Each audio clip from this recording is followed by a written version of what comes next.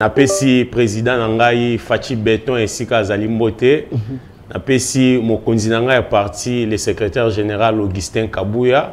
Chilumbu mwana bute code ya moa mbambote. Namoni photo mo etamboli mingi bozala kine na bureau. Augustin Kabouya lati bilamba ya ba musulman. Wana moka. Wana kutema intimidation meni. Kuna toko kota te biso to Vous êtes zali. avec lui, il vous a reçu il y a quelques jours ici.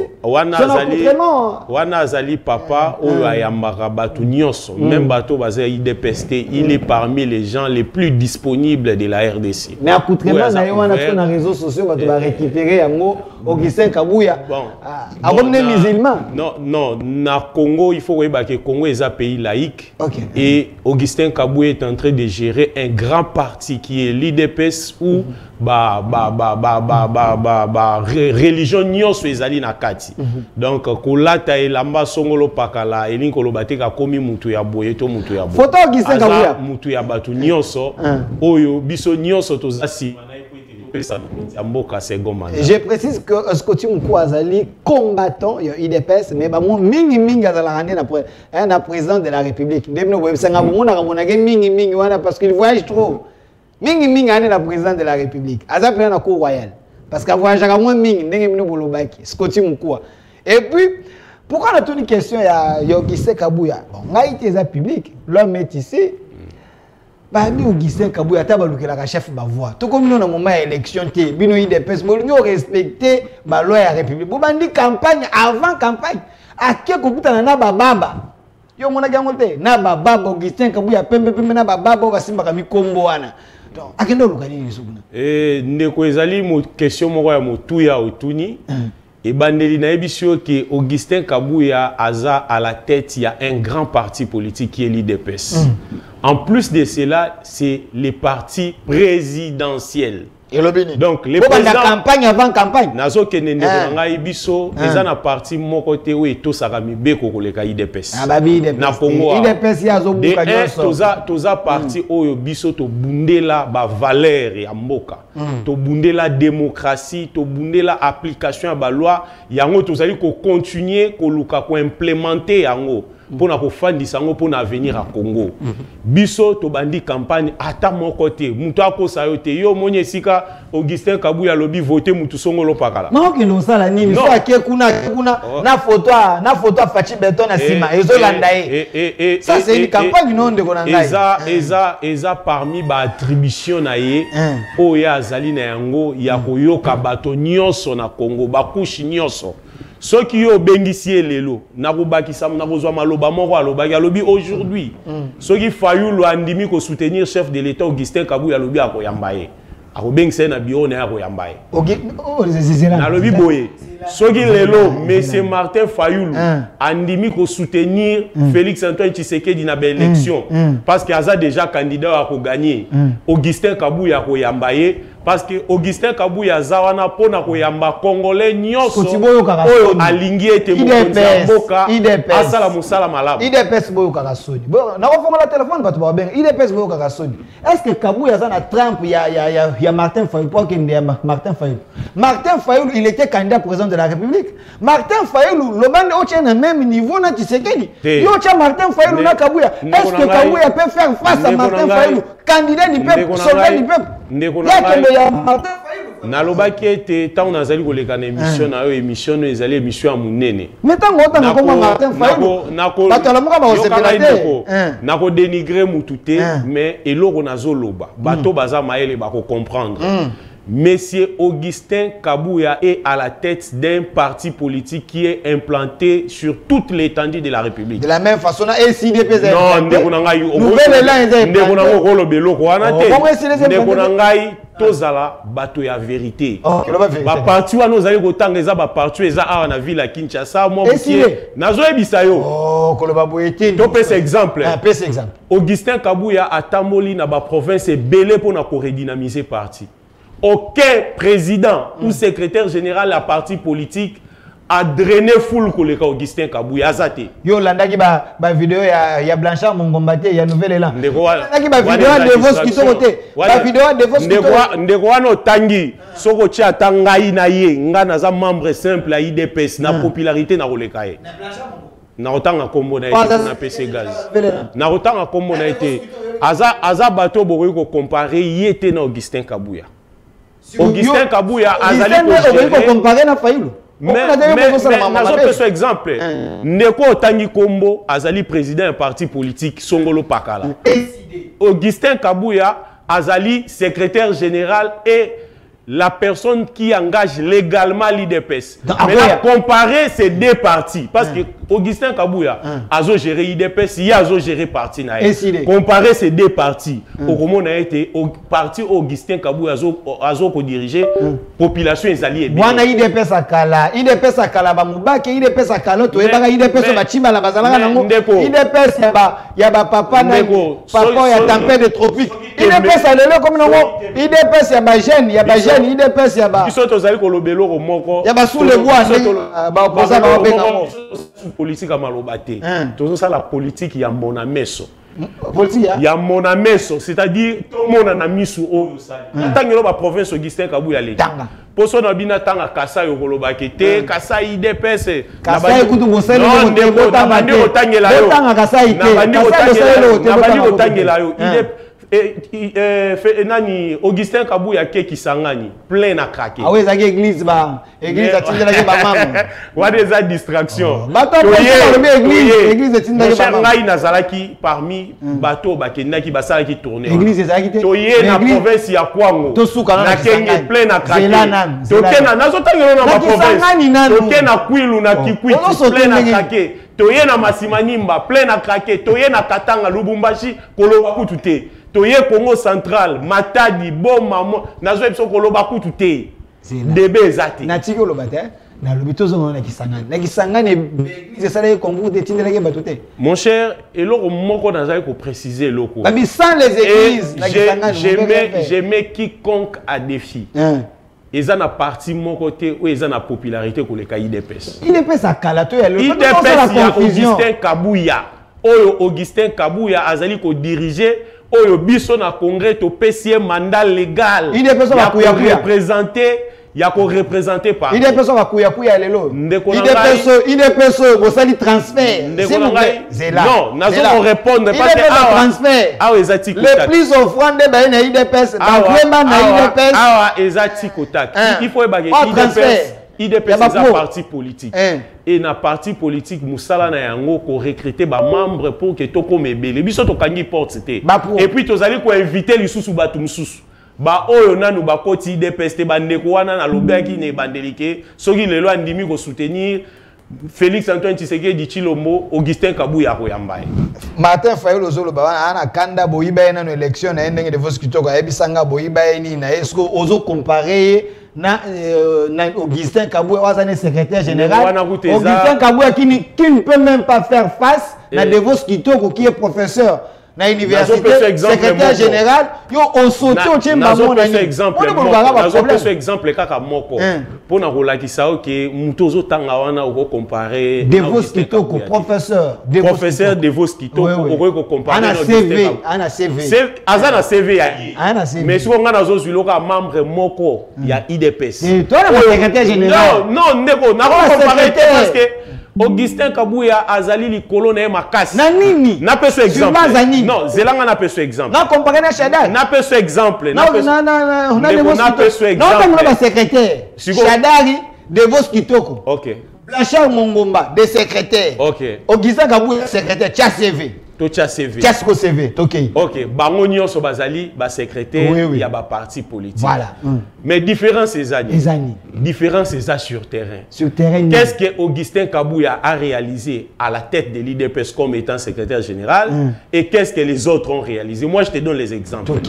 Augustin Kabouya a commis en tête il y a IDPS a bandi redynamisation à partir ya kotambola na ba province nyonso tangelanga secrétaire général nini ya bango oyo tangi asali ba plein ndenge Augustin Kabouya na chelo video à Gilles Moniere Kasité na chel zelake tangelanga na chelo video à Gilles Moniere na Gilles Moniere na zo biso eloko moko ndeko moko tangi ayoka soni jour mususu tozo kende Bandundu na Masimanimba. OK.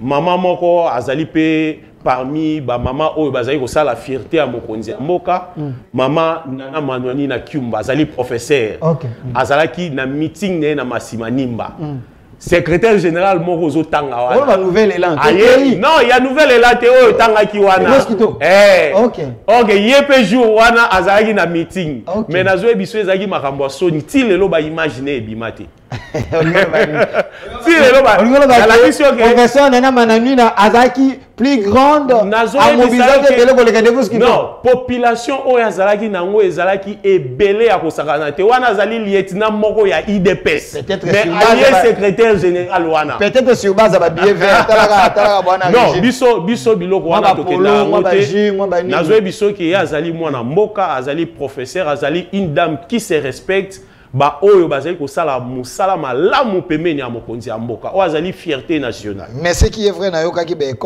eko ya madame Nana Manwani, je vais chercher un peu, il semble que c'est une femme qui travaille dans le silence mais alors peut ça va résultat peut-être que vous encourager. Alors monsieur Scotty Moukoua, c'est vrai, tu m'as dit mission au moins l'école, il y a un problème, il y a un problème, il normal, il y a un problème.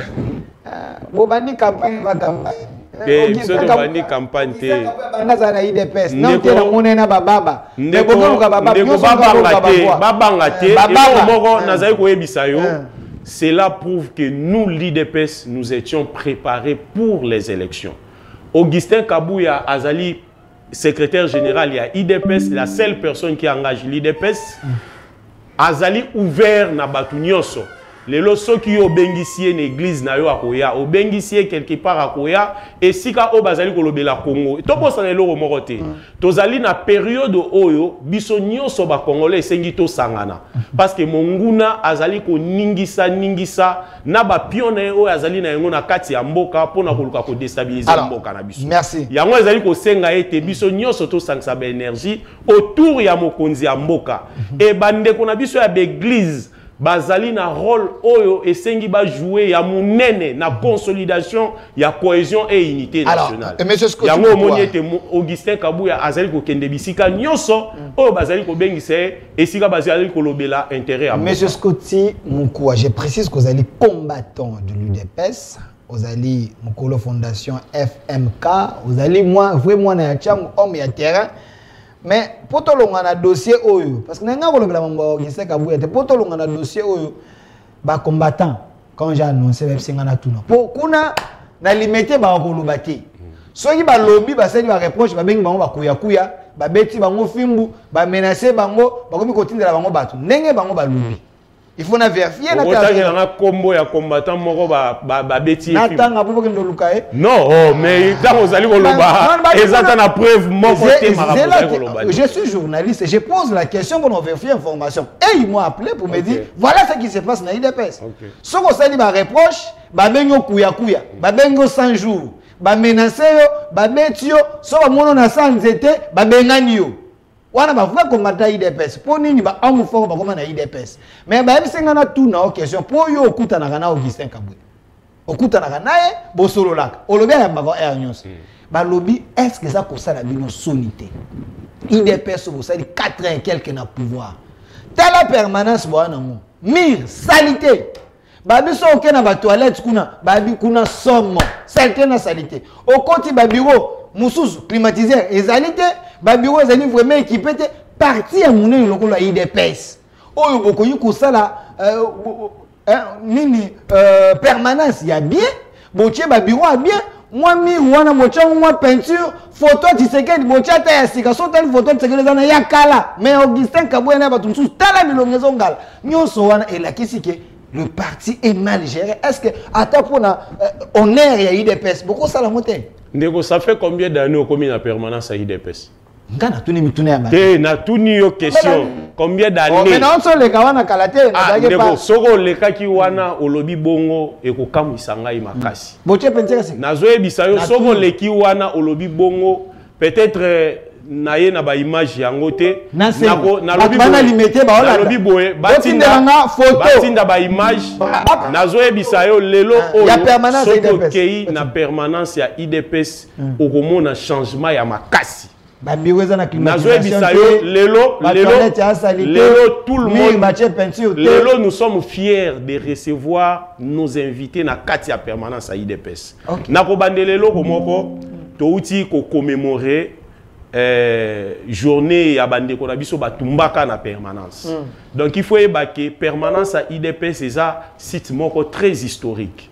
Or ceux qui au bandi ko tala bisika nyonso oyo balingaka batika batuna mémoire ne loko moko batika ka moi symbole eloko moko ya kolakisa ke pendant période oyo eloko tel et ça les matchs symbole ondeko nazali ko kende ndeko na ngai soko koti na permanence na biso ko mona partout peinture ezali propriété ezali ba drapeau ya sike ezali biloko nyonso ya propre ezali mais na se ya permanence côté ezikaka to tika yango bongo ba konzi ba yebile pourquoi mais selon réflexion na ngai na yebi ete ezali esika oyo mutu nyonso soko akoti il faut eloko wana ezongela na mutu ke eza na bato oyo ba perdra milimo na bango bazikisa bango na permanence pour être lelo IDPS ça va na pouvoir. Est-ce que ba famille les a répertorié s'il vous plaît? Famille bateau bazika. Tout est répertorié et bateau zala ki to uti ko zala na bango na permanence pour na ko commémorer date wana to zala ki na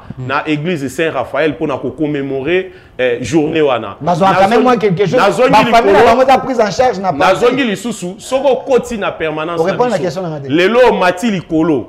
Au mati na premier niveau ko kota que la salle est pimpa neuf. Premier niveau. Premier niveau, la salle est pimpa neuf. Mais il y a 16 ans de salité. Non, et ça salité. Le premier niveau, il y a pimpa neuf. Et ça salité, et ça propre. Mais il y a un espace moko oyo batika yango pour na commémorer pour bato tant bazoya bazala na image babosa na kateke esika oyo eloko songolo pakala eleka. Soko yé ba secrétaire généraux adjoints bazana ba bureau na bango ya kitoko o ezali climatisé lelo so koti bureau ya secrétaire général à IDPS na yomoko yo ke elengi ya kofanga na kati ya permanence babi ya non ya yeza koti mais ya baningo mususu eza mal mais tika ina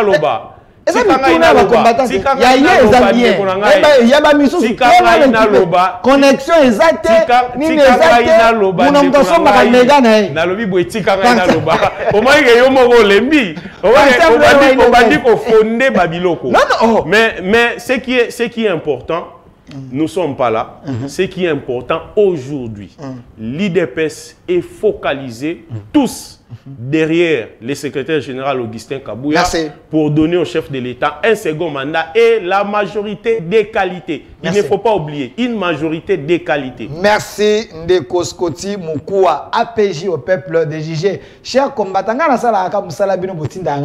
parce que moto na sala rapon. Moto qui est un acharnement contre IDPS, mais tout le monde a mis le sang à ma IDPS. Et on a limité votre bakani kanda bakomo lukisangai. Balingi ne IDPS. Na tunika mituna. Na tunika mituna. Et puis makamona watine longo CGI muku. Na watine la ye moko na téléphone na ye pour ba combattre ba zakababe. Mais na la sanita fusala na ngai. Ba mi wifi exacte na permanence à IDPS kuna. Kuna na siège wifi exacte. Ba mi ba mi ba wifi pour na nani. Maintenant si ça c'est na tuni so que na pepe da au mona wifi non eza pona musala eza non tangela ngai kombo ya mutu ou bureau ya mutu oyo yo ke yo moni biloko wana te na lobi buye te ndeko tangela ngai kombo ya mutu to bureau ya mutu oyo ke yo moni biloko wana na kosi ça na lobi buye so que na siège ya PPRD awa bisiko moni bijou Kabila pesi na Shadal lo wifi okokuta espace okolobi lopango abatu lopango Kabila sera mapanga abatu te lokwa ba nouveau riche ndenge toyoka Kabila sera mapanga yo soyoka na ba conflit mapanga alors na robengela ovie mokia. Je les salue Monsieur Kazali. Merci. Scotty Moukoua, nous devons évoluer dossier IDPS to kangi ango na moi le bamu tokota na makambo lisusu ezako concerné biso mona mboka ozali combattant ya IDPS. C'est vrai, c'est ce qui domine les processus électoraux. Exact. Maintenant, pour ça, avant nanu, ndeko tati, tchelanga image ya bato eside, oyo ba ko tambola ba ko mobiliser bato. Na sepe na ngoma kasi image wana ba ko mobiliser ba na candidature ya mwana mboka Martin Fayulu Madini, président élu légitime selon les idées. toyoka ya mona avant tozonga tokota na processus électoral toka na kosola makambo élection babi image ya SID vidéo ya SID ezali wana vidéo ya SID ezali wana batu bana wenze ba ko tambola ba ko mobiliser la vidéo là, il ne faut pas être distrait quand on vous donne les éléments. Alors moi mboka avant image ko kana koya, qu'est-ce que vous pensez du processus électoral? Merci Nekonangai. Et la énième fois na plateau na yo ya koloba eloko moko ete lelo biso ba congolais tozali fier batu baganga ki trop balobi glissement biso na régime na biso oyo président Félix Antoine Tshisekedi Tshilombo azali ko régner toloba ki ete likambo glissement et kozala te tozala qui préparé tango mokonzi mboka zui pouvoir biso en interne à IDPS to banek déjà ko tia ba structure et ba stratégie en place pour na kokende élection. Il faut boye beloko moko ete IDPS a bundi plus de 37 ans pour être démocratie et à la réelle na kati ya mboka. Pour être lelo bateau bazala à l'aise ba circuler librement ndenge bazali ko circuler mokonzi mboka yeko rappeler ango na siège ya Nations Unies alobi ete na miso ya communauté internationale mobimba alobi ete ekita e mata na décembre awa élection ezali élection ko salema pour ete ba congolais ba renouveler confiance na bango na mokonzi mboka Félix Antoine Tshisekedi par rapport ya ba exploit o ya sali ya minene o depuis 1960 batu ebele ba sala yango te peuple azali na confiance na biso nazali ko mobiliser remobiliser encore population et bisika nyonso bozali bo se préparer bo bongisa ba témoin bo bongisa ba structure bo sala ba sensibilisation parce que Congo tozali ko keni na maponami pour être topesa mokonzi ya mboka Félix Antoine Tshisekedi Tshilombo second mandat et puis topesa majorité à qualité pour permettre à diriger mboka na biso dans les 5 ans à venir. Avant de kota na ba question plus de fond, nazo image o na sengi de kota ti pesa nga son image wana batu bayoka ndenge batu ACD ba ko mobiliser batu pour être mon continent bango que nous déposer candidature bon candidature que déposer mais belé to kana ya Martin Fayulu après to kozonga na plateau to continue banda masila candidature tena Gombe kotika Martin Fayulu a déposer candidature na ye le 7 octobre Martin Fayulu m'a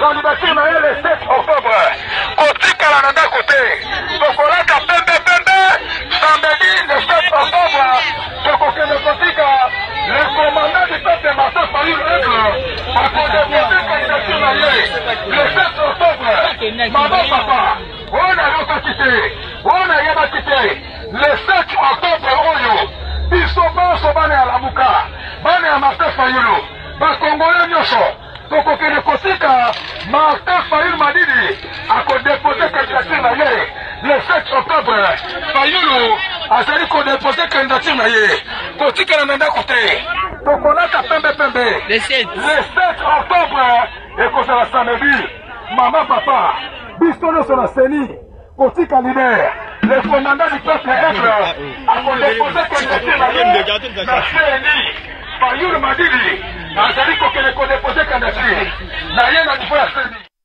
Voilà, de retour sur ces plateaux, vous avez comment vous avez déjà crédit Nabino, mais Nabino, on a téléphone à 30 minutes sur l'émission, vous posez ma question, tout ce qu'on a invité Nabiso, à quoi expliquer, comment la biso solo peu, quoi biso, Nino Bango, Bandi, ça la peine, Nino Bango, parce qu'il y a des personnes dans le plateau.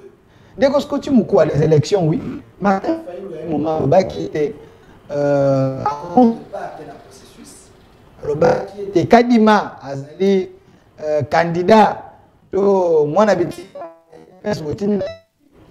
Mais awa tomoni ndeko Fayulu atindi batuna logo ya SID ya ngwana ndeko akotambola nango alobete Fayulu akende ko déposer candidature bobanza ki ete boko tromper mais mwana mboka abi akokende kana bino bongo parce que ça la population ba ko voter na bango et autres bino mal à l'aise ndeko nayoki posa koseka nayoki posa koseka mais nakangi yango eza makambo ya soni. Les politiciens congolais, il faut pas apprendre qu'aux à la série na marambazali ko sala. Mais Fayulu très sérieux hein. Et ndekonangai obenga ki soki président Eli, apesi yo bilan ya président Eli. Tout na bilan na ezani. Pour mon versatilité ya mutu. Tant que tu ebisaki bino ke bazala ki préparer ta kokene na ba élection, conséquence yango. Pour na rolaki soki ta la partie, est-ce que IDPS a ko sa eloka bwe? Mais basombe nazo ebisa yo na kena wenze ba mama ba mwana ba ko bazobenga ebutu moyibi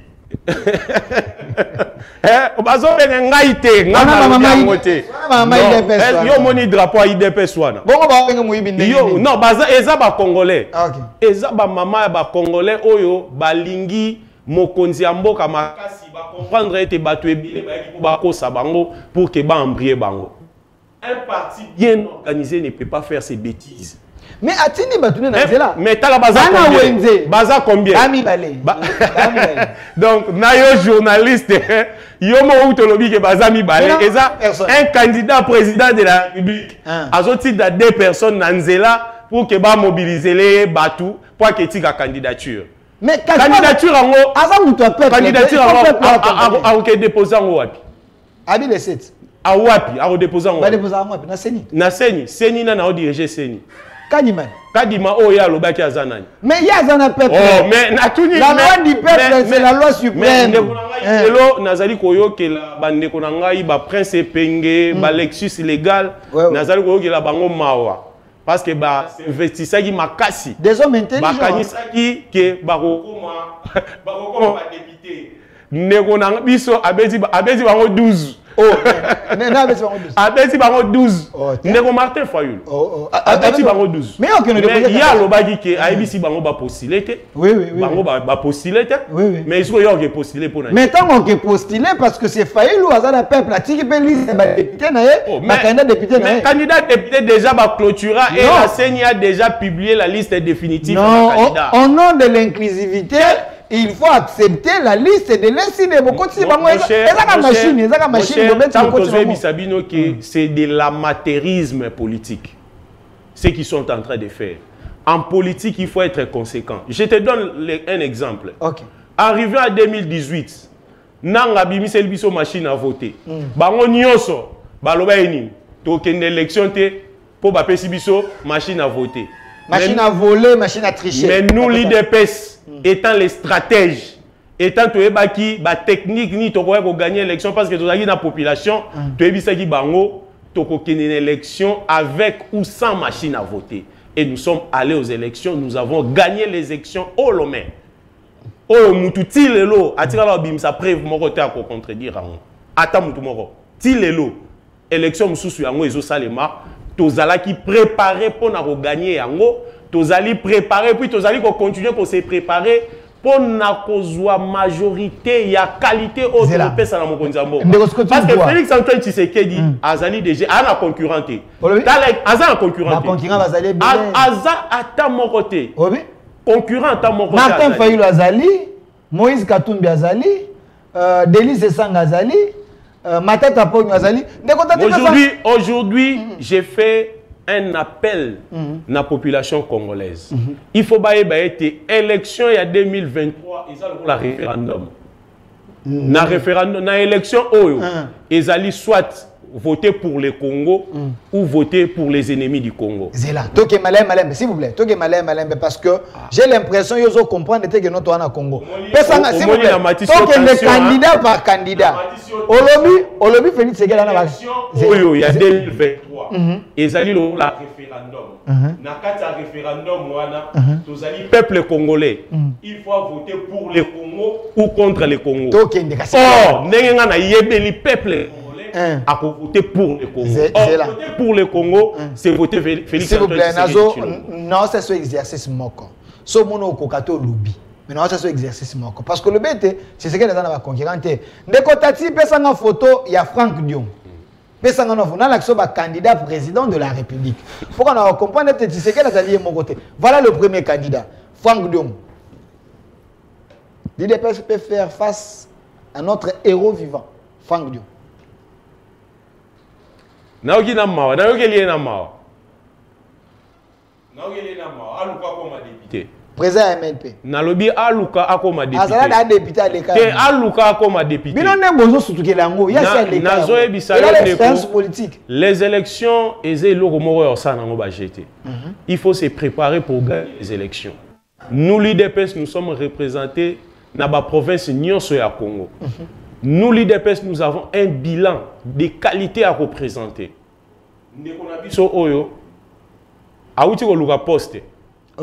Auti ko luka poste. Azo va poste avant. Azu yango. Azo va poste avant bino ko poste ni nyazwa. Azo va poste avant bino ko poste ni nyazwa. Franck Dion ana seva munene na mboka ngo. Na yo mo kuto soko ko tanga ngote. Aza député national. Yango na yebisi eke ndeko na biso Franck Dion azonga kozala bon. Loko les a déjà tard azela 2028. Aya ko postuler comme étant candidat député. Exactement pour nani parce que avant le postuler avant que je me trompe lelo. Batoyo bazali kotinda ye, batoyo bazali kozwa mombo na bango batie na simanaye, ba pesa yata aluka ndenge ni ako survivre. Olobi?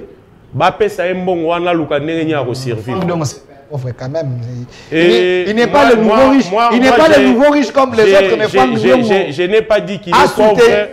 Je n'ai pas dit qu'il est pauvre ou riche, mais lui-même, il sait qu'il va voter pour Félix Antoine Tshisekedi.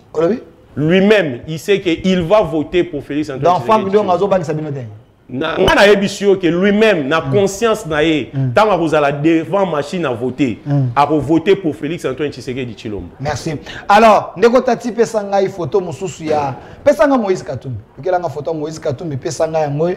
Obed, soyez vraiment plus rapide avec nous, soyez plus rapide. Pesanga photo ya Moïse Katumbi. Vous devez comprendre que dans ces pays, il est ça y morte.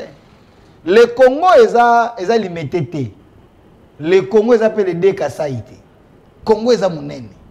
Si vous avez des gens na limité, vous avez des gens na des Kassaï, ne pensez pas que vous pouvez conquérir pe Katanga, pe Est, parce que l'homme qui est ici, il est le plus aimé du grand Katanga, le plus Est Mobimba, Moïse Katumbi, il a déjà presque la moitié en Bokao. Na bateau balingakaye. Il vous fait peur? Est-ce que pena na mboka oyo ils allaient na politicien à sala Félix Antoine Tshisekedi que Félix Antoine Tshisekedi a banque na mboka oyo ndeko tous ba scientifique tous à la pragmatique. Quel bilan il va nous présenter? Azala gouverneur Asala nini? Oui. Asala nini? Azaka meilleur gouverneur et c'est ce que j'ai dit. Il était le meilleur des médiocres. Il était le meilleur des médiocres. Caméra envoyait les gens à l'imaginer qu'il ne quoi apprendre comment vous gérer. Je vous dis, à moins que je me trompe. Est-ce que tu peux me donner un seul exemple des réalisations de lui au Grand Katanga? Il y a l'État, il y a privé. Asala ba pont moi belé. Au Rotanga ta kombo moko. Ngana ebi asala ba pont. Au Rotanga ta kombo moko. Asala ba réhabilitation banzela.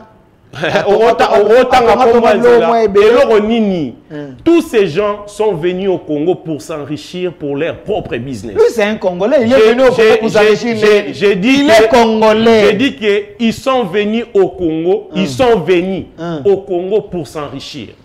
Et n'a pas ce exemple. Au Moni, président ou Aouti Kokota Sika ya transition ya Gabon. Aouti Kolobelo Komoro na Gabon. Alobi était désormais pour la stabilité ya mboka na biso, pour na boye. Et c'est que président de la République il faut à la des pères et des mères. Donc moi si na yepé il faut à la des pères et des mères. Pourquoi je dis ceci? Pourquoi je dis cela? Aujourd'hui, biso tout toyebi ba plan machiavélique. Il y a des gens Kagame pour le Congo. Oui, Kagame, ce n'est pas un Congolais. Toyebi, comment le Congo a été infiltré par les étrangers. Tout ça contre-été pour les étrangers au Bazali na Congo. Mais tout le bien était désormais.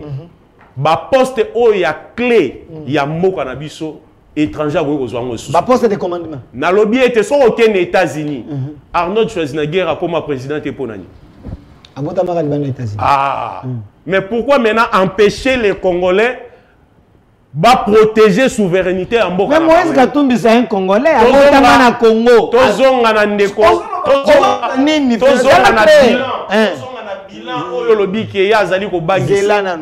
Félix Chilombo. Il est Congolais. Discrimination. Élection en 2023.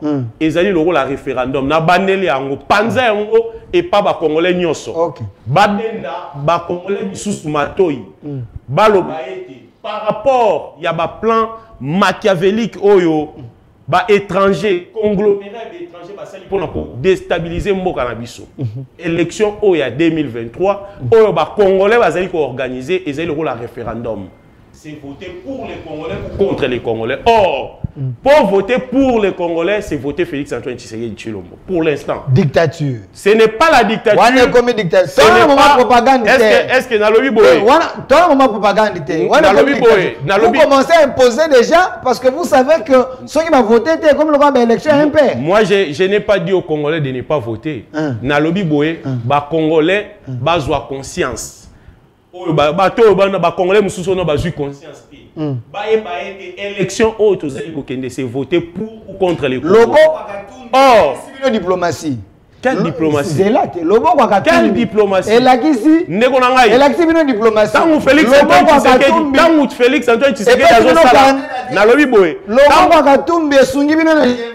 Lobo Katumbi et continue dans l'avion dans ma première place, dans ma place. Lobo Katumbi, Lelo. Tant Félix Antoine Tshisekedi Tshilombo azo sa la politique, ne connaît pas ndote kana mbisi. Olobi? Tant Félix Antoine Tshisekedi azo sa la politique, yé ne connaît pas ndote kana mbisi. Tshisekedi a la politique de Bosoa Katumbi. Nazo ebisali ka solo, nazo ebisayo. T'as la vidéo, il y a 1996, 94, 92, 90. Au moment où combat Félix Antoine Tshisekedi à Bunda à côté, il a fait Etienne. Donc Katumbi ne peut pas prendre. Non, lui, Nalobi Boye, il était encore vendeur de poissons. Merci. Et ça, il aura ma bête, ils allaient bien, ils ont business naïe. Ils allaient encourager à continuer à faire la business. Mais na kati ya politique, ndeko na biso azali koyekola azali apprenant. Na mona ki ba ndeko ngongo chole bazali kuna na mona ki ba pembe na Katumbi pembe na mai na biso bazalo loba mbisi. Bon wana na ebité mais nga na lobi boye bandeko ba Congomani oyo alingi ete azala challenger ya Félix Antoine Tshisekedi. Il faut y a un bilan na ache biso tochi. Na pe sur un exemple. Ils ont dirigé ces pays pendant 18 ans. Qu'est-ce qu'ils ont fait? Ndekonabiso, na repère sur exemple, Ndekonabiso Kamere. Vous voyez bien comment livre pourquoi il a quitté Kabila. Pourquoi il a quitté Kabila? Non, pourquoi mais là, on poser une question. Pourquoi Moïse Katumbi a quitté Kabila? Il peut nous dire. Non, non. Kamera comment? Pourquoi Alinga Kabila et pourquoi il a quitté Kabila? Asala paix. Je crois, Asala. Mais tout naïe, le pourquoi il a quitté Kabila. Parce qu'il partage les bilans de Kabila. Pourquoi? Si c'était pas... Pelnati, c'est quoi? C'était quel intérêt? C'est pour les intérêts égoïstes qu'il avait. Non, non. Mais je te dis... Il avait rejoint le peuple. Quel camp à peuple? Il a quitté Kabila pour son intérêt parce que pour lui, il doit ipso facto être président de la République. Donc, il assume bilan ya Kabila, nenge bazawa na baza bilan partagé na Kabila. Or, soto kelelo na Lubumbashi ndeko. Soko komi Kolwezi bato nazo ebisao ke okoyina bango. Okomi dans l'aéroport à Kolwezi. Okomi na aéroport à Kolwezi. Ils ont fait 18 ans au pouvoir. Qu'est-ce qu'ils ont fait pour les grands Katanga kaka? Parce que bango baza ba leaders régionaux pendant que Félix Antoine Tshisekedi aza leader ya Congo Mobimba. Kabila a fait beaucoup, Katumbi a fait beaucoup. Qu'est-ce qu'ils ont fait? J'ai vu la réconciliation katangaise. Mais moi, je vais commencer à te citer les œuvres de Félix Antoine Tshisekedi, en commençant par les grands Katanga. En commençant par les grands Katanga. Mais Fifi Masuka est gouverneur pendant quelle période? Qui est président? qui impulse na leadership ya Mouyej ya Mouyej atika déjà fini masuka zo diembela nango donc les Katangais bazana culture na excellence bozo diembela moi je vous dis depuis que les Katanga existent c'est que les Katanga produit qu'est-ce que ils ont fait pour les grands Katanga si ce n'est que leurs intérêts égoïstes et privés et tous ils ont gagné l'argent pour construire leurs affaires privées. Et ça, tout le monde a tongi le coupon à l'État. Et a tongi ça de Mazembe, Et ça, l'État. Malgré ça privé, mais quand même, il faut préciser que l'équipe nationale est dans le Bino. Il faut lobby que ça privé pendant qu'il assumait les fonctions étatiques. Donc, il a profité de ses fonctions pour s'enrichir pour avoir ça la maramne privée. Mais Félix Antoine Tshisekedi, Chilombo, a eu un pouvoir et l'eau va lui bani Tonga. D'abord pour l'État. Les 145 territoires, il y a ville à Kinshasa. La construction à Félix Antoine Tshisekedi. Les 145. Territoire à Congo. Il y a Congo Mobimba. Et ça, c'est un territoire moroté na Congo. Oh, il y a moni œuvre à Félix Antoine T. Mais pendant 4 ans, mais pendant 18 ans, sur hôtel Lelo na mboka na ngai. J'ai vu territoire.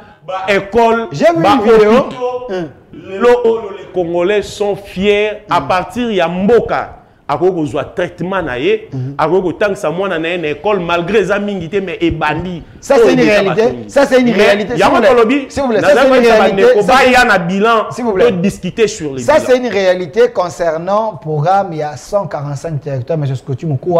Je suis tombé sur une vidéo na Ituri. Exact. Na zone est, j'ai vu le chargé de mission et le chef de l'État, Mwanamboka Pacifique à Acha, descendre sur le terrain, aller dans fin fond, et puis Tomoni, les réalisations, il y a chef de l'État, il y a programme à 145 territoires, là où il n'y avait pas les écoles, ben école Bimi. Là où il n'y avait pas les hôpitaux, hôpitaux Bimi, il y a Sika, et et puis la population, je pense dans le secteur Rwanda, dans le Grand Est, selon les vidéos que j'ai vues, le chargé de mission, Mwanamboka Pacifique, à Kitegi na terrain, là j'ai dit vraiment un grand merci par rapport à ces programmes, je crois. Mon cher, et puis le chef est en train de travailler. Je vous dis et je vous rassure, il n'y a aucun candidat sur le plan bilan où il y a un téléma devant Félix Antoine Tshisekedi. N'a pas un exemple. Le camp militaire qui tourne, depuis 1958, c'était la première fois qu'ils ont la réhabilité. Aujourd'hui, nos militaires sont formés dans des conditions idéales, dans des conditions exceptionnelles. Nazo ebiso gamba solo. Baba sana na photo ba militaire. Tout monde a ba na militaire à Kalabasa qui na teni mo pasuka ba militaire na biso lelo soko ke quand qui tourne quand o ezala yi na courant li susute quand o ba militaire ba ne rolala na mabele ba meto ezala ki susute quand oyo ba militaire bazali sous nesika ko lambela te ya ko liate quand oyo ba militaire esika ya ba formation ezala ki te ba technique ba combat et si ba laksaka bango ezala ki te mais lelo oyo ezali réhabilité sous impulsion ya Félix Antoine Tshisekedi Tshilombo wana eza bilan na biso bango ba laksa biso ya biso bazui pouvoir eloko liboso ba bomi eza armée non eloko liboso ba bomi Kabila sali si brassage na lobi boye brassage armée comme moko to comme na FARDC ndeko na ngai bitumbeza lisusu te M23 silisi Kabila presque tout fait azui passation il y a pouvoir pacifique bosali après si bino pouvoir après si biso pouvoir tête aux huit pouvoir à peuple yo la na ba vidéo ba taper RDT Kabila baza na lobi boye après si biso pouvoir tête aux huit pouvoir na lobi boye soki ba pesa biso mais lobi boye biso aux huit pouvoir et pas ya peuple a pesa ki biso au moyen des élections bangonde bazwa pouvoir na mandoki bangonde bazwa pouvoir na mandoki biso tozwi pouvoir na mandoki te biso pouvoir na corte biso tozwi pouvoir na élection oyo to gagner yango olome je mets quiconque au défi de me présenter résultat je m'excuse résultat contraire oyo Félix Antoine Tshisekedi to koma wana te pesa ngai photo nanga bo pesa ngai photo Corneille nanga parce que Corneille nanga ndem tozali président Seni natangi mokanda moko Corneille nanga kiti ayebi ba secret ya corps Corneille nanga yo polandaki est-ce que Corneille n'a pas mentir? La personne qui dit il connaît les secrets de l'accord. Accord on est mis Moulanga Lobaka, n'a pas bimisi en lobete, Ada bimisi ayembi ango, il connaît les. Il a même rédigé ça. Je crois que normalement. Je crois que la CENI est apolitique. Et les personnes au bazo diriger CENI, c'est supposé base à la technicien. Ok. Et je félicite Ndekonabiso Kadima. Na musalo azali ko sala techniquement il est incontestable jusque là. Oh laissez na techniquement na éviter so ba mona clarté techniquement aza contesté jusqu'à maintenant. Et Ndekonabiso nanga soka linga zela okoleka place na techniquement contesté. Techniquement na ebisio techniquement la cité oloka déjà techniquement contesté na lobi boye Ndekonabiso na bi boye zela na silisa mais yo pesi ma parole non okoleka place na tika na silisa nanu tika na silisa après yo kozwa parole tika na silisa duplicateur na lobi boye yo lecteur bande ko ba carte de lecteur lobby techniquement mais na lobi boye yo lobby tika nga pe na silisa techniquement aujourd'hui sur l'organisation des élections Ndekonabiso Kadima il est incontestable. Bongo baka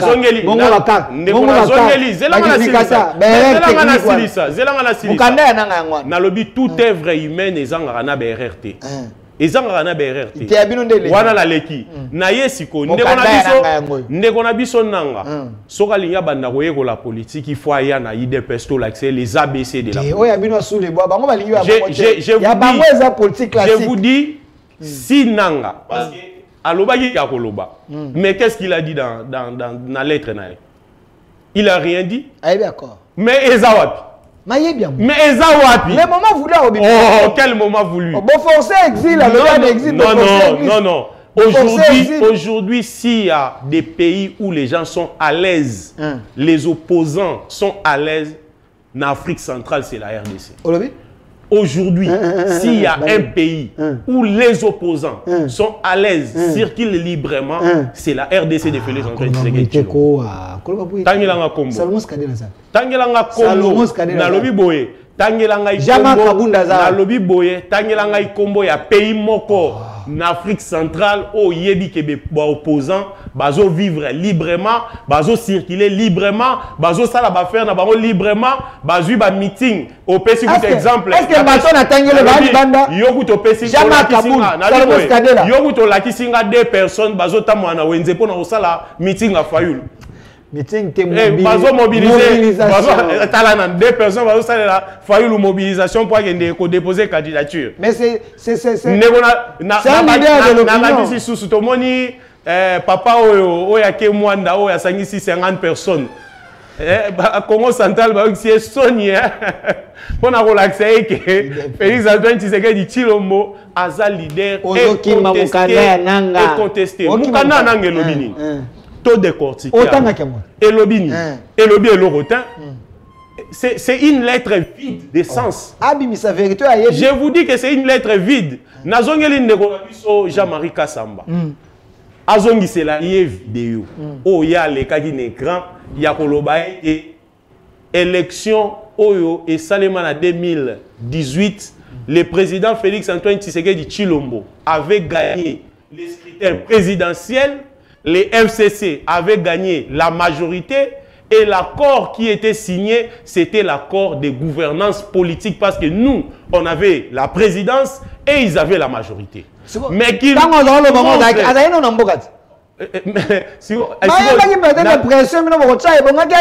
Quel danger qu'il représente pour le pays? Quel danger qu'il représente pour le niveau d'élection? Candidat l'élection présidentielle. Quel danger? Il est président d'un parti politique. Quel parti? ADCP. Ça existe où? ADCP. Et ça siège dans les Arabes. Siège dans les Arabes. Na limite va les gars à 10. Baroza la yé na banana. Na limite va les gars à 10. Il ne fait pas peur. Na mission que na limite va les gars à 10. Conseil na la personne de Konabiso. Azali déjà utilisé par ba ennemi en République et nous savons que Aza parmi batoyo banguna bazali ko utiliser et nous allons mettre et nous avons mis toutes les batteries en marche pour contrecarrer qui que ce soit au Aroluka à déstabiliser Mokanabiso. Merci Ndeko Scotty Moukoua. Je précise qu'il est cadre de combattant de l'UDPS, l'homme qui est dans la cour présidentielle. Et puis vraiment, homme et terrain, candidat député. Il est également président de la fondation FMK autre le Bélaon dans quelques minutes. Mais la personne en 5 minutes avant de faire le téléphone, parce que awa peuple ayokio olumi mbebele akotuna mituna mettez déjà vos unités vos crédits na faire la connexion na ngayo ko benga allo otuni mutuna so na yambi mutu moko diwe les alaka na bino peuple mwana mboka avant to kota wana bo pesa ngana nu pesa nga photo ya bakuluna mo ebele pesa ngai nanu image ya bakuluna Ndeko Scotty Moukoua boye na pouvoir. Peter Kazadi, ministre de l'Intérieur, cadre de l'UDPS, tout membre de l'UDPS. Balobi situation ba banza kete bino aussi de sayango. Mais na régime na bino et ça qu'on continue kaka. Donc gouverner c'est prévoir, gouverner c'est avoir aussi des stratégies. Pour nani une situation beaucoup aussi de sangote. Ndeko nanga ezali motuna moko malamu ezali problème oyo biso nyonso tozali ko condamner ndenge na bisaki yo que il y a beaucoup de gens qui sont venus en politique pour faire l'amateurisme ya koyekola ba koyekola politique. En politique tout ce qu'on fait ça doit être planifié et nos prédécesseurs ils ont détruit les systèmes sécuritaire, même éducative, yabana ya mboka. Soko talibiso tango to bane kokola, biloko to ebaki yangote. Talaba na machette, c'est na moment ya régime na bango, ba yeli, ba jeune na biso, ba masanga ya makasi. Oyo ezali ko bebisa bango mitu, ba yeli ba jeune na biso, ba machette, ba régime banane, régime banane. Ba kabola ba machette na mboka oyo, pona kokata ka batu. Bango mutu ba prépara destruction et éducation ya mboka oyo. O biso tozali komona lelo ezali conséquence ya non préparation ya ba action politique na bango. Mais ngana koloba ete Congo euti na libulu ba difficulté ezali makasi mais le gouvernement zola laté pour na lutter contre ces phénomènes. Tomoni yango lelo ete en plein o ezalaki na yango na ba point mususu ebani ko kita par rapport à musala oyo VPM ya intérieur azali ko sa. Il semble que bino pe bo créer pe na peso exemple nazo kende ndeko ngai nazo kende na repeso exemple moko eza na compétition moko te salema na Congo oyo et les cas dans le calme loko la francophonie eleki. OK. Ezali lelo ezali na match moko te à Léopard oyo betama eleki dans le calme loko la ba match à Léopard ya lelo. Pour na kolakisa que moins intensité ya kikulu na o ezalaki surtout na ba grande agglomération na ba milieu public et comme ko diminuer par rapport ya ba mesure oyo gouvernement na biso sous impulsion ya mokonzi ya mboka Félix Antoine Tshisekedi Tshilombo atie yango moni moins intensité ezali ko kita mais tolobi te ke koki ndeko na biso les VPM de l'intérieur Peter Kazadi azali ko travailler butu pe moy na ba service nyonso pona ko luka ko éradiquer définitivement situation oyo pona ko éradiquer yango ezali pasté parce que bana oyo so yiba komi ko sala yango ezali aussi problème social. OK. Ezali ko zanga ezali peut-être bazan eloko ko liate bazan eloko ya ko melate yango bazali ko kende ko luka bazwe yango na nzela oyo. Pendant que les nzela mabe o biso nyonso tolobi yango gouvernement azali ko travailler na ba secteur ebelé parce que zaka raté na sécurité ne boko silisa yango il faut ba secteur ebelé et travailler pour que phénomène est-ce que zali ko zanga pe ba parents parce que au régime na bino vous rendre encore de plus en plus les parents pauvres avec un salaire médiocre, la vie chère et cette situation ils allaient continuer. Si tu sais que n'enga le bac est à konfuta ba soda $500, maintenant il va fonctionner. Moi $800, toi moi $1000. Au comment on a été papa na papa consomme la moi année là-bas à kocha ba moi là de façon que oh non ça allait pas sur toi comme on bala na machette, baza ko sokisana baza ko kata na banzoto. Tout ça c'est parce que la souffrance est là. Yango to zali koloba, ce n'est pas dans 4 ans qu'on va changer tous les pays. Donc voyez comme ça la stage. Lobby boye. Non, non, tu es non, non, dans 4 ans, moi, la montagne, à Montimino, comment non, Neko, Nakoye Bissou Loromoko. Tant que vous avez direction à pays, nous ne sommes pas venus au pouvoir, mais vide. On avait un plan à mettre sur place. Et le plan de Félix Antoine Tshisekedi Tshilombo, c'est sur les 10 ans, ce n'est pas sur les 4 ans. Et le plan de l'IDPS, c'est pour autant d'années pour diriger Mboka. Le plan de l'IDPS, c'est pour changer la constitution. Nazana total respect. Paul Chilum, 20 ans après, l'IDPS pas changer la constitution. Ce n'est pas l'IDPS qui va changer la constitution. C'est le peuple congolais et libre. Nous sommes un pays démocratique et les peuples congolais sont libres de faire ce qu'ils veulent avec les lois du pays. Donc, Congolais, ceux qui la majorité, il y a Congolais, il faut changer la constitution.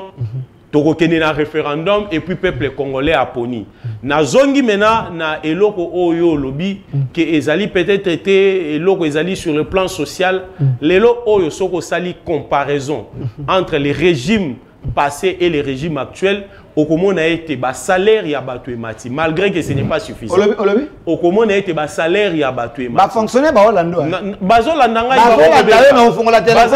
jour wana na pesa yo exemple. Papa jour wana na pesa yo exemple ba benga ki ba confirmer pour na ba enseignant. Les derniers enseignants qui touchaient 180 000 aujourd'hui et aux alentours de 450 000 francs congolais. Les derniers enseignants de la République. C'est insignifiant. Au foot, on a combien? Exact. $100, $100. Maintenant, je reviens. Qu'est-ce que le Congo produit? Nous produisons quoi? Nous produisons pas une grande chose. Notre économie était centrée sur les minéraux. Quelle était la politique agricole qu'ils ont mis en place? La française on a la lingala.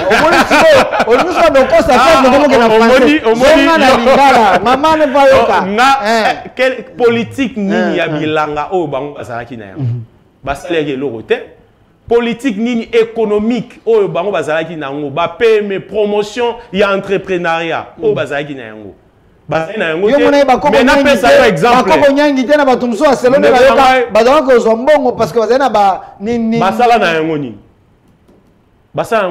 Toyoka à l'époque l'État a sombi ba tracteur mais ben individu ba ba tracteur ngo ba ko chango na banda kuna bango quasiment entrepreneur ba mususu ba longoli ba moteur ba tracteur ba ke chango na ba hors bord oh ba entrepreneur ba mais ba sala na yango nini ndeko na nga eza makambo soni ndeko wana il faut ba ko soni il faut pas baloba. N'a pas ce exemple. Aujourd'hui, la RDC est placée parmi les 10 meilleures économies en Afrique. La RDC est placée parmi les 10 meilleures économies de l'Afrique. Pour Vitel Caméra Salini. N'a pas ce exemple. Ministre économique. Pas Salini. Scientifique. Na chiffre parce que bango mtu baganga ki ba macroéconomie bango baganga ka biloko belé nazongi sur les publications il y a FMI aujourd'hui. La RDC est passée de 2018 à 2023 PIB naie est longé de 23 milliards et de 46 milliards à 63 milliards de dollars. N'ayez été bandeko basali technique ba bien été PIB la kisinini. PIB à RDC dans 4 ans. Produit intérieur brut. Dans 4 ans et longwe de 46 milliards à 69 milliards. Ce qui veut dire dans 4 ans la RDC a produit à elle seule 23 milliards de dollars. On a un chiffre limité. Depuis 1960. Bon, au RDC a sali pendant ce temps et tirala rosale maté. Benga ba économiste aminene nyoso. Benga bango ba koye bisayo. tozali parmi les pays où tu réussir à maîtriser l'inflation au niveau du monde. En 2018, na RDC, tozali une inflation à 45%. Comparativement à l'économie suisse du monde. Mais aujourd'hui, dans le pays, en 2023, l'inflation est à 16%. Ce qui FMI, Banque mondiale, aïe à Betelibino Maboko à l'objet vous allez parmi les meilleures économies en Moka. Et l'ingola qui ça a été à venir. Ils sont malades. Il y a un azali ko senga. Biloko zoloba wana natango kabila bino kabato ide pe boba to kolia banzela. Biloko zoloba inflation PIB petit peuple Hollande ata la sagne. Ata la sagne. Azomona yango te. Na ba inflation, na ba PIB. Je crois que maman wana azomona wana sanité. A comprendre nini? Je crois que au commis Congo Airways awa, Congo Airways. Bato ba Congo telema, bato ba Congo telema bazowe l'avion c'est à le roi 207. Na série to ta dossier wana. Na série ya matata ponyo. Avion ezalaki. Bino awa, ba avion ko baba. Comment bino bo somba avion les jours avion ezo sala essai technique avion ane ngesa la crash. Bino quelle qualité avion si ezawat ezawat na tunyo na pesa o mena olinto kota débat wana na débat wana une société tant ozo créer société il faut mettre des garde-fous.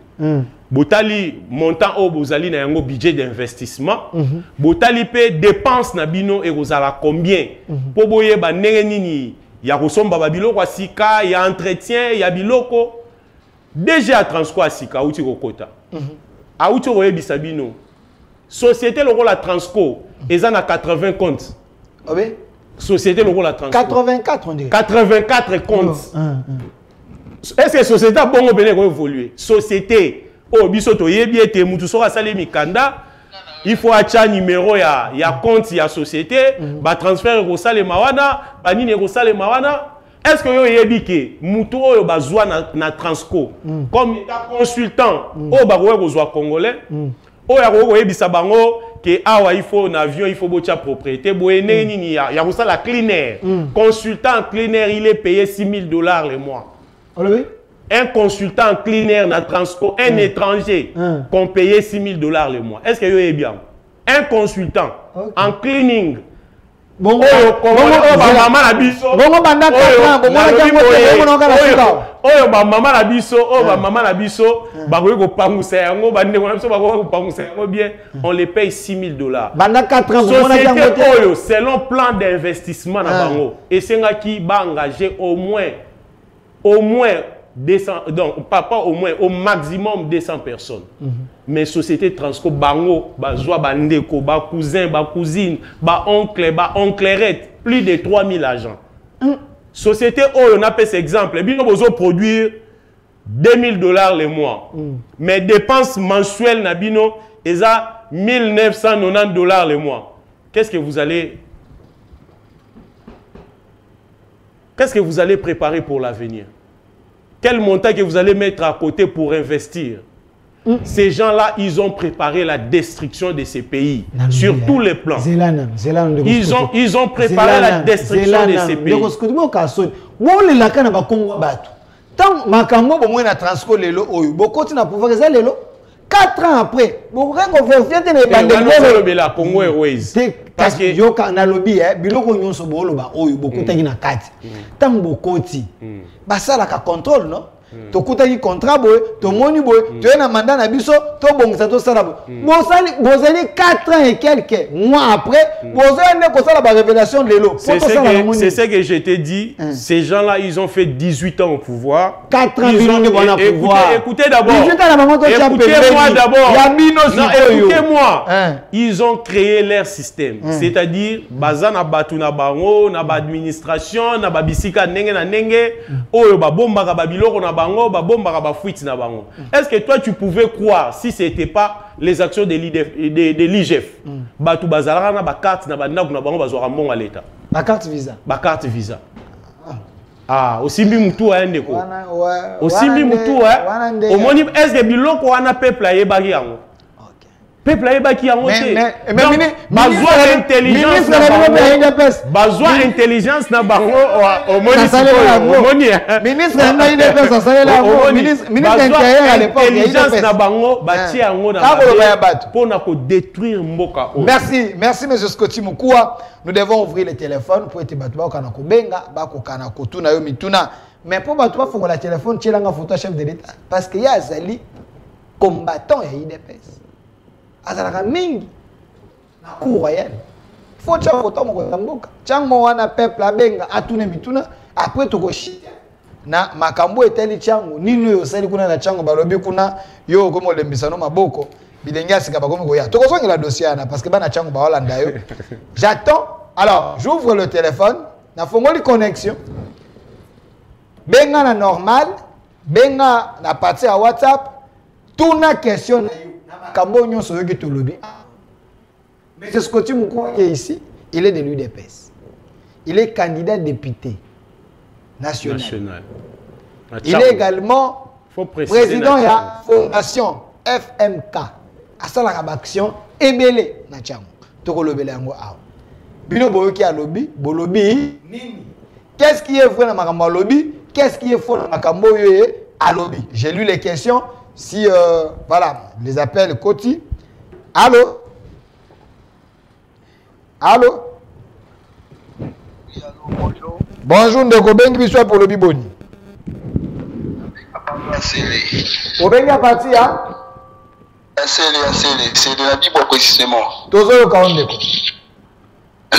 Sa félicitation, moi la chambre, ma pote a dit c'est belé.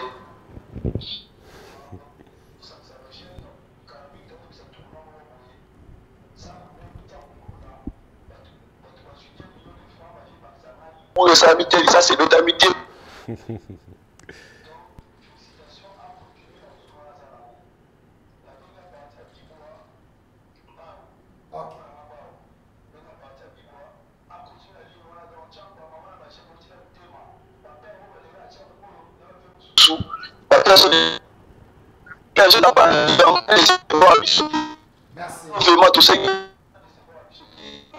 Merci.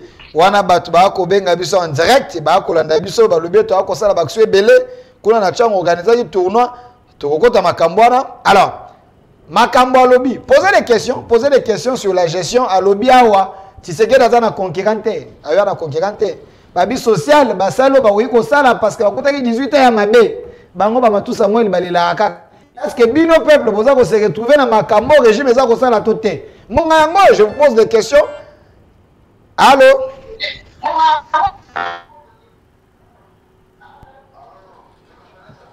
Bonjour, Ndeko Benga pour le Bibo. Bengi na munga fula na mabutu na Bibo ya. Iyo soko. Iyo ndeko wana wazulu wana. Iyo Uganda au ni Senegal kwa awa. Okay. Adi nisemana mukoromo kwa dinadi abo musamonda male ngatiye kuma popwe boti kapoza fati ngazamda IDPS nazamda IDPS me boti kamukona mboka asala muzala azana bija malamu. Merci.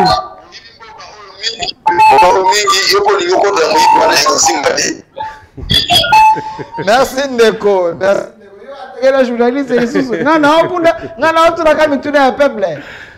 ça la démocratie. Moi je fais que poser les questions de la population. Tozwa bamituna. Allô? Allô? Bonjour, on vient de ça pour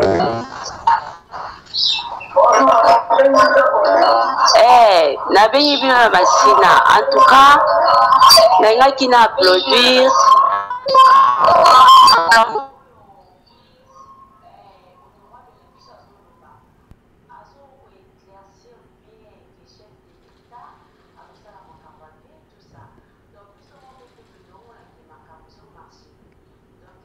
en tout cas pour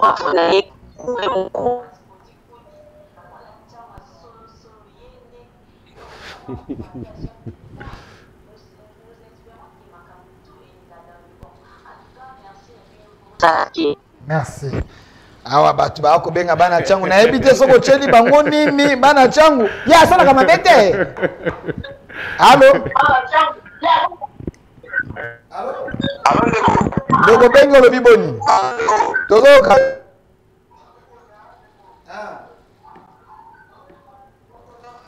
Ça, soutenir les Fati. Na moni ko dictature.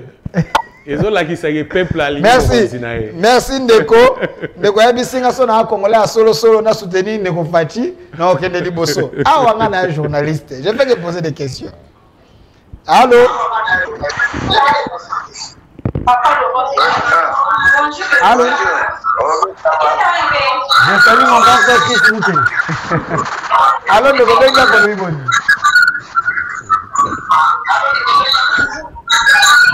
Allô? Oh là là. Ndeko soko bengi loba mbala moko. O bengi o poser question na yo directement et kozala bien. Et puis zala musika ya TV. Allô? Allô?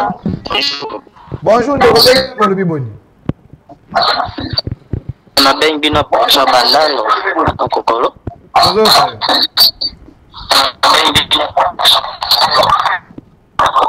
On a remercié papa na ngaya bani makabolo makana raison tunazo kuna toti na mwita Ndeko bengi zala musika ya TV poto yo ka malamu. Oza musika ya TV na yo bengi poto yo ka question na yo to yo ka to remerciement na yo to féliciter to encouragement e kozala moi bien. S'il vous plaît, bo totika bandeko musube bakota babenga so benga kidana ya mbio ko benga lisute fo bandeko musuba bakota. C'est ça aussi c'est ça aussi laisser la place également à bandeko mususu. Si au kota ki tika pe ndeko mususu à kota. Vous pouvez appeler na normal ko benga na WhatsApp na koyamba question na bino. Voilà. Allô? Allô?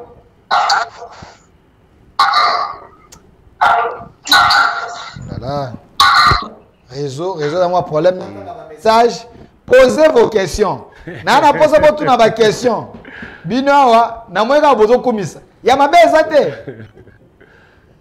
Allô? Allô ndeko benga pour le biboy. Oui, nazonga lisusu no bi na remercier papa na nga onde on a biso chang futur député. OK. Futur député. Mais babia on le gâté à ça que l'autre kuna.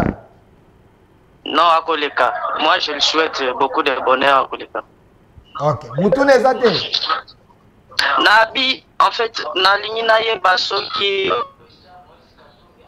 déposer candidature na akozala to akozala te.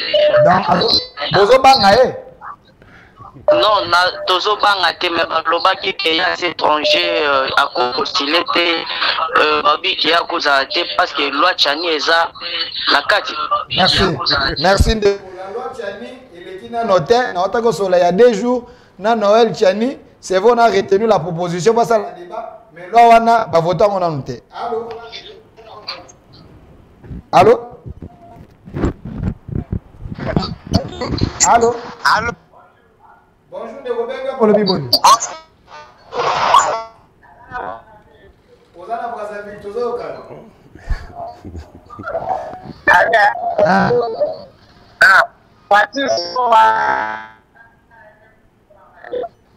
Olobi?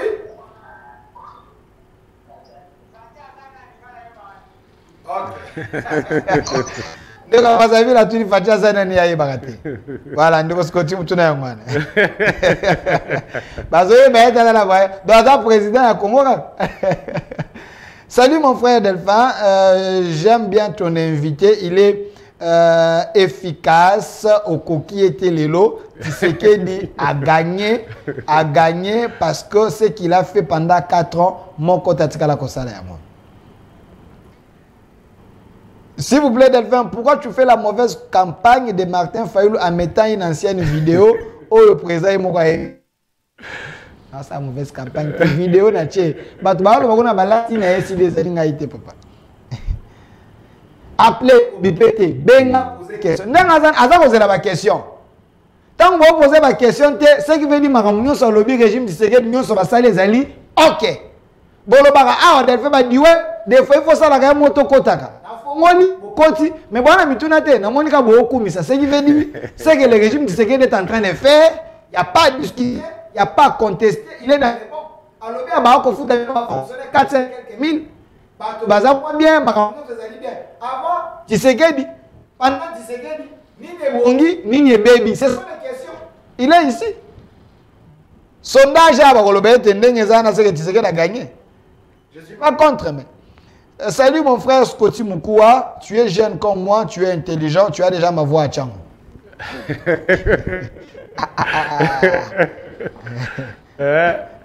Voilà comme dans le bâté.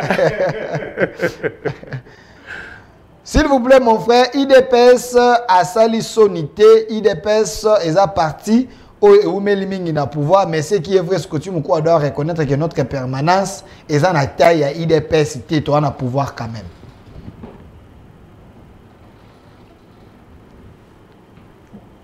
Ouais, des questions ou à lobby? À réfléchir.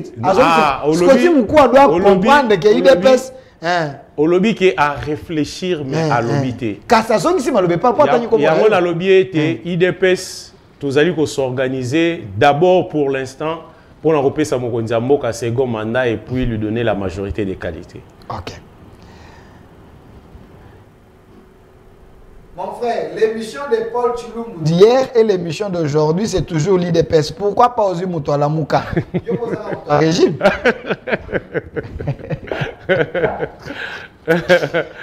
Lobby, vous êtes dans votre opposition.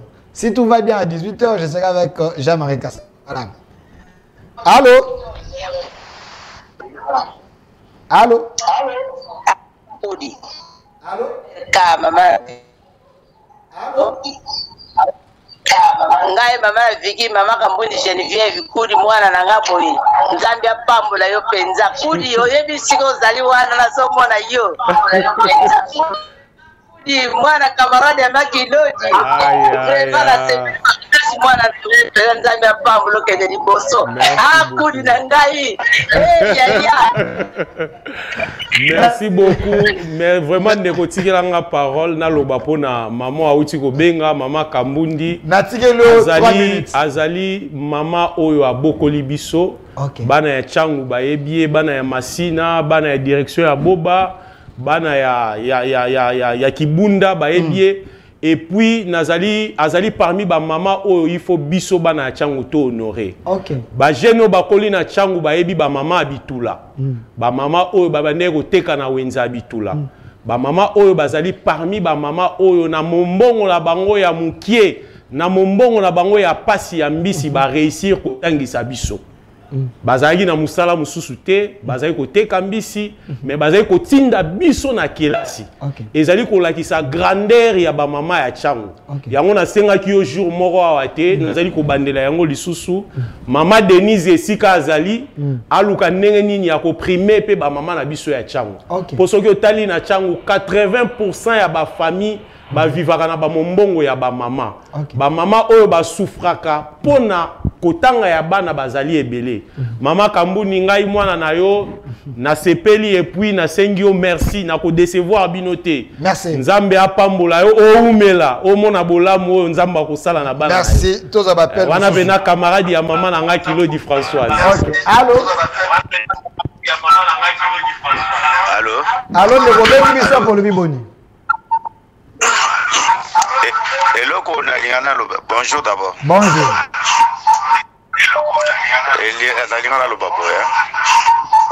Hello, liboso na ngana senga journaliste na biso pesaka temps muto yo yambi aluba ozo embrouiller trop moyen s'exprimer exaté faut pas s'attendre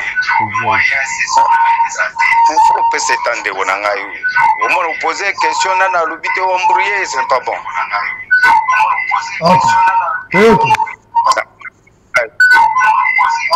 Voilà.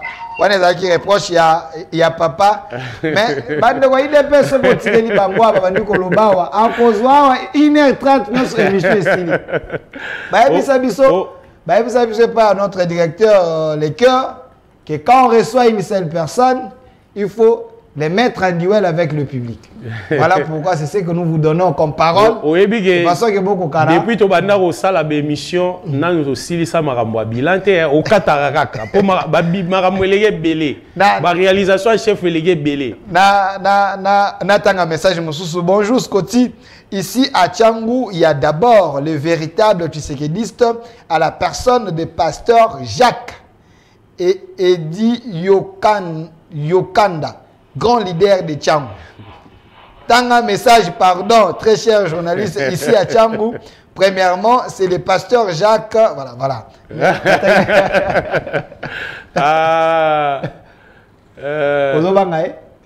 Et puis, vrai voilà, autant de messages. Ndeko Delphin. Et là, il faut comprendre que le bateau ya Tshisekedi, ata basale logo te, bako chambon est belé dans la communication pour faire croire des mensonges. Moi, je suis fonctionnaire, on ne me paye pas 450 000. Alors, baba fonctionnaire, ni nous va 450 000. N'a pas ça que exemple moko na EPST. Donc, ils ont des fonctionnaires d'une manière générale. Tu n'as pas ça que exemple là. Ok. Voilà, je vous laisse quelques minutes. La situation est à Tchangou. Ils ont dit nini. Qu'est-ce que vous avez comme plaidoirie? Parce qu'il semble que Tchangou est allé mounene. Tchangou est cause à la table pays, hein, pays capital, il y a beaucoup comme sous. Tchangou anakaka. Quels sont les problèmes qui vous dérangent? Merci Nekonangai. Question posée Zali Motouya Mingi. Na rolenga pena jour mususu to ça l'émission au tokolobela kaka Tchangou. Pas de problème. Parce que ezali na makabu belé ou ezali koleka na Tchangou peut-être oyo batu ba éviter. Tchangou ezali parmi les meilleurs districts ya Kinshasa et Sokotali ezali district ya Munene oyo 80% ya terre ya ville ya Kinshasa ezana kati ya Tchangou. OK. Oyo ezali bato baza côté oyo bazali 20%. Na Tchangou tozali na ba problème ebele mais bandeko oyo bazali ko déranger nga à tout moment balobi ete ozali mwana na biso yo koli na biso yebi ba pasi na biso bazali ko lela epai na mokonzi ya mboka. Bazali ko lela mokonzi apesa instruction au gouvernement bazongela ko bongisa rail parce que rail wana soki train ezongi kolongwa aéroport Tiville et ko désengorger boulevard na biso ya Lumumba parce que rail wana par jour flux ya bato ezalaki au moins 15 000 habitants. Na rail wana soki train ezali koleka même économie ya ba maman bazali koteka tout autour à rail et kozala fructifier na rail wana et ko permettre ete batu ba kendaka musala avant soki rail ezongi mokonzi ya mboka tozali kosenga toyebi ete ngonga ezali mukie toyebi ete biso bana ya Tchangou topesaki au premier mandat tozali kopesa ope susu deuxième mandat mais tozali kosenga na mokonzi ya mboka Félix Antoine Tshisekedi Tshilombo ba service nyonso ba membre du gouvernement ministre ya ITPR atale la biso dossier o ya rail ba meka kozong c'est la biso rail wana ba meka kozong c'est la biso train ezonga ekosunga bato ebele misala ya bato ebele kozonga misala ya bato ebele ekokende liboso yango monaki ete ba notable ya Tchangou basanganaki bayaki komona ngai o ezali memo oyo bakomelaki mokonzi ya mboka tokotisi yango déjà tomonaki ministre ya transport tomonaki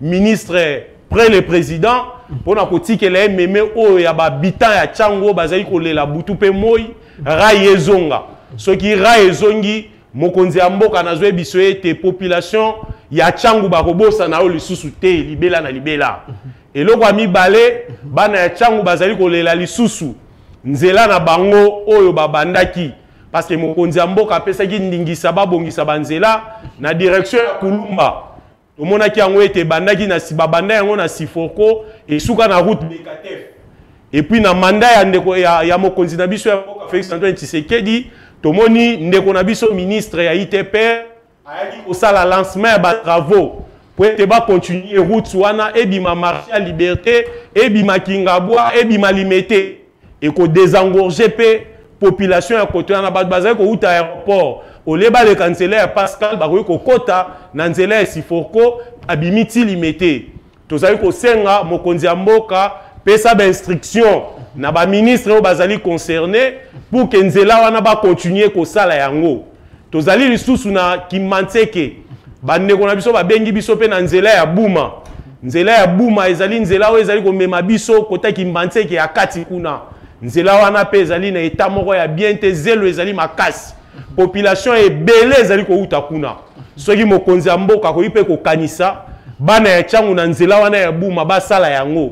Bandeko na biso pe o bazali kote ya maluku bazali ko senga vraiment na mokonzi ya mboka ameka un peu kotalela bango pe problème o bazali ko vivre à tout moment parce que maluku ezali parti oyo batu basala bilanga mingi. Merci. Coopératif eze belé pona batu bilanga bandeko na biso ba pêcheur to remercier mokonzi ya mboka depuis Congo et Salema to moni ete port ya ba pêcheur na niveau ya Nsele et Zongi. Mokonzi ya mboka atongi yango na moins de temps. Merci. Mokonzi ya mboka bana changu basengi yo merci. Merci. Bana changu basengi yo vraiment merci. Continuez kozala na bango, continuez kotambola na bango. Merci mwana nazo lobela changu tikanga na continuer. Tozali na bato ebele te balobela ka biso. Lelo oyo moko moni ndenge ba mama ba papa ba pesi biso charge. Merci. Ya ko mema plaidoirie ya changu epa ya bakonzi. Merci mwana mboka. Yango to kotambola na yango po ete changu na biso ekende. Merci mwana mboka Timukua, je précise que Ozali cadre, il y a UDPS, combattant, il y a UDPS, Ozali Bongo, président, il y a fondation FMK, et puis je précise que c'est lui qui est plus la carte Yakou Royal, il s'appelle M. Scotty Moukoua, très proche. Merci à vous. Merci à vous et merci également à la Hier, c'était l'honorable Paul Chilumbu qui était ici. Ça le même exercice naie boyoka qui est alobaki téléphone lelo ezalaki Scotty Mukua na bato lebete honorable Jacques na changu ndale ki Scotty Mukua pas de problème le plateau il n'a qu'à nous contacter to na salani exact ça bino batalango bolobete lobi nazaki na Paul Chilumbu il y a eu des pèses honorable Paul Chilumbu lelo nazana Scotty Mukua na ziba talango te pona nini je veux tenter d'appeler de vos kitoko comme ça si tout va bien non kana koyambaye ces plateaux également soko opesanga ta 30 secondes pour 30 secondes pour que na remercier d'abord yo journaliste na remercier bakambi ya chaîne ba technicien musala malamu vraiment beau continuer dans musala oyo surtout DG à chaîne à continuer dans le management oyo vraiment chaîne Nabiso ezali kokende dans 2-3 ans et kozala parmi ba meilleure chaîne d'Afrique. Merci de Scotty Mukua. Là je me vois directement dans l'obligation de saluer notre DG Madame Eloa, également notre DGA avec un grand cœur M. Paul Chongo et notre directeur des programmes M. Leker Mouchipai, sans oublier l'autorité morale. Et aussi je dis un grand merci à vous rester fidèles au programme La Rediffusion à 22h ici sur CSS Télévision, la chaîne qui a choisi les bons côtés de l'histoire. Au revoir.